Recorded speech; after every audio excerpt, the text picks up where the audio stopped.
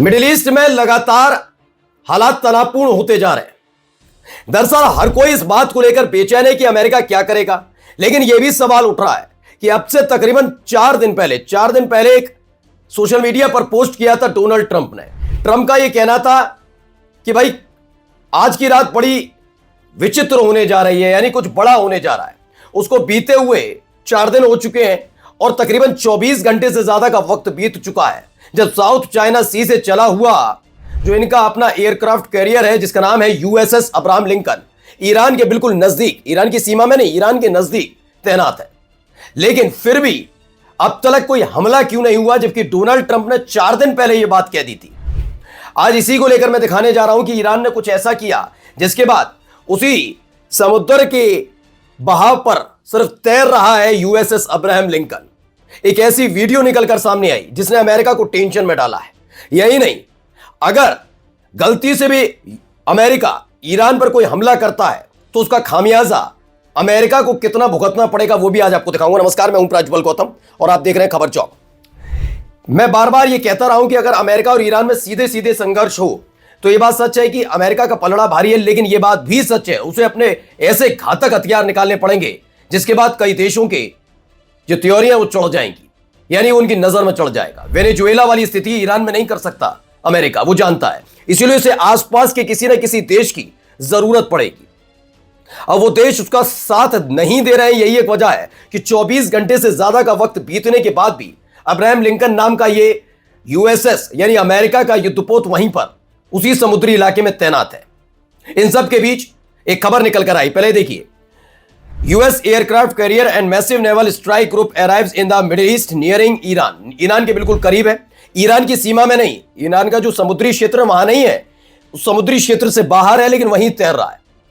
अब आप अंदाजा लगाइए, अगर हमला ही करना था तो 24 घंटे का से ज्यादा का वक्त बीत गया। 4 दिन पहले ट्रंप का ऐलान है, ऐसा क्या हुआ है वहां पर, तो उसके लिए मैं आपको एक वीडियो दिखाने जा रहा हूं। इस वीडियो ने अमेरिका में हड़कंप मचाया है। यह वीडियो ईरान की तरफ से जारी की गई है, जरा पहले इस वीडियो को गौर से देखिए। यही है ईरान का ये समुद्री क्षेत्र के पास तैनात यूएसएस अब्राहम लिंकन, जिस पर कई आप फाइटर जेट देख रहे हैं, एक आप हेलीकॉप्टर भी देख रहे हैं। लेकिन खास बात क्या है इसमें, मैं आपको बता दूं कि इसमें कोई भी रनवे पर खड़ा हुआ अमेरिकी सैनिक नजर नहीं आ रहा। वजह क्या है कि ये वीडियो अमेरिका ने जारी नहीं की है, ये ईरान की तरफ से जारी की गई वीडियो है। इस वीडियो में खास बात क्या दिखाई गई है, इसमें बताया गया है कि इसे जिस कैमरे से शूट किया गया वो एक ड्रोन में लगा था, और वो ड्रोन कोई और नहीं, कामिकाजे ड्रोन है, शाहिद ड्रोन है, जो अचानक से एयरक्राफ्ट कैरियर के आसपास मंडराने लगे, जिसे देखकर दावा किया गया कि अमेरिका के सैनिक घबरा गए थे। अब हालत यह हो गई कि 24 घंटे से ज्यादा का वक्त बीतने के बाद अब्राहम लिंकन नाम का यह युद्धपोत अब तक कोई कार्रवाई नहीं कर पाया। वहां डील चल रही है कौन कौन सा देश अमेरिका का साथ देगा। हालत बहुत गंभीर बनी हुई है वहां पर, क्योंकि अगर यह वापस लौटता है तो अमेरिका की थू-थू होगी, और हमें हमला करता है तो हालात ये होंगे, या तो इसे खदेड़ा जाएगा, या ये जल समाधि ले लेगा, या फिर जो नई रणनीति ईरान की है वो भी हो सकती है। क्योंकि अमेरिका की तरफ से 2 बात हमेशा बोली जाती रही, एक तो ईरान का न्यूक्लियर फैसिलिटी को दोबारा तबाह करने की बात ट्रंप बोलते रहे, और बार बार ये इस बात को ट्रंप की तरफ से कहना है कि खमेनी साहब जो ईरान के सर्वोच्च नेता हैं, उनकी लोकेशन अमेरिका के पास है, यानी उनके टारगेट पर सुप्रीम लीडर भी हैं और ईरान का न्यूक्लियर फैसिलिटी भी। लेकिन इसका खामियाजा कितना बड़ा भुगतना पड़ सकता है उसे भी समझाता हूं। पहले आप ये देख रहे हैं वीडियो, इसी वीडियो में आगे देखिए। हुआ यह कि इस वीडियो के साथ कामिकाजी जो ड्रोन है उसने कैसे स्ट्राइक की वो दिखाई गई है। कामिकाजी ड्रोन कैसे काम करता है, अच्छा इसको समझने के लिए आपको यूक्रेन वाला युद्ध समझना पड़ेगा।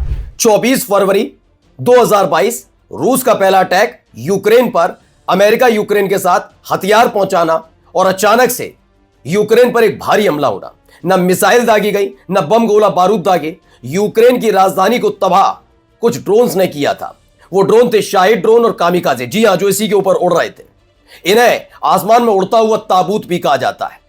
हो सकता है कि अमेरिका के मुकाबले ईरान के पास हाई टेक्नोलॉजी ना हो, उस तरह की मिसाइल ना हो, लेकिन कहा जाता है कि मिडिल ईस्ट के अंदर मिडिल ईस्ट नहीं, पूरी दुनिया भर में सबसे खतरनाक ड्रोन अगर किसी के पास है तो ईरान के पास है।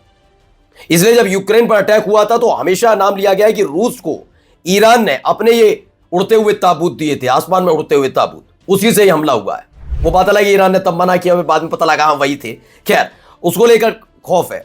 अब मानकर चलिए किसी भी दबाव में साख की वजह से डोनाल्ड ट्रंप हमला कर देते हैं, डील हो जाती है किसी न किसी देश से, तो उसके बाद अगला टारगेट ईरान का क्या है? क्योंकि हमने पहले भी आपको दिखाया कि 500 खैबर मिसाइलें इजराइल की तरफ तो तैनात ही हैं, लेकिन जो मिडिल ईस्ट में बने हुए, अलग अलग देशों में बने हुए अमेरिका के मिलिट्री बेस है, वो भी टारगेट पर है। अब आपको सीधे मैं न्यूज रूम लेकर चल रहा हूं, यहां पर हमारे सहयोगी शुभम है, वो आपको बताने जा रहे हैं कि आखिरकार अगर अमेरिका ईरान पर अटैक करता है तो वो कौन कौन से ऐसे मिलिट्री बेस हैं जो तबाह हो सकते हैं, और यही डर अमेरिका को सता रहा है। तो शुभम बताइए, क्या ईरान के साथ जो कुछ स्थिति बनती नजर आ रही है अगर अमेरिका ईरान पर अटैक करता है, क्योंकि 24 घंटे से ज्यादा का वक्त तो बीता हुआ है ही है कि वहां पर अब्राहम लिंकन नाम का ये युद्धपोत खड़ा हुआ है, हमला हो जाएगा, ये हो जाएगा, इस बात से घबरा रहा है अमेरिका? कौन कौन से टारगेट ईरान ने सेट कर दिए? देखिए प्रज्वल, जैसा कि आप बता रहे हैं, हालांकि मैं आपको अगर बताने की कोशिश करूं, मेरे पास एक मानचित्र है, मैं उसके जरिए आपको जो स्थिति हो सकती है वो बताने की कोशिश करता हूं। आप ये देख सकते हैं कि मैप में जो ईरान है, ईरान सबसे पहले जो है इजराइल जो है उसको टारगेट करने की कोशिश करेगा। इजराइल जो कि आप देख सकते हैं कि मैप पे, मैं आपको थोड़ा नजदीक ले जाकर के दिखाता हूं, तो ये इजराइल को टारगेट करने की कोशिश करेगा। उसके बाद जो ईरान के नजदीकी जो कंट्रीज हैं जिन पर अमेरिकी एयरबेस बने हुए हैं, जिनमें सबसे पहले एक तो कुवैत हो गया, कुवैत के बाद बहरीन, कतर और यूएई जी, तो इन पर जो है ईरान की नजर है, और साफ तौर पर ईरान कहीं ना कहीं अगर जब अटैक करता है, और अगर मैं आपको इसके आगे एक और जो देश है इराक, इराक में जो एक एयरबेस बना हुआ है अमेरिका का, तो कहीं ना कहीं उसको भी टारगेट करने के लिए ईरान नजर आ रहा है। अच्छा, शायद यही एक वजह है जिसके चलते अमेरिका 24 घंटे से ज्यादा वक्त से अब तक ईरान के समुद्री क्षेत्र पर खड़ा है और उसकी हिम्मत नहीं हो पा रही है कि वो कुछ कर पाए। यही एक वजह नजर आती है। बहुत बहुत धन्यवाद, आगे फिर से जुड़ेंगे आपके साथ शुभम। तो फिलहाल ये स्थिति बनती नजर आएगी।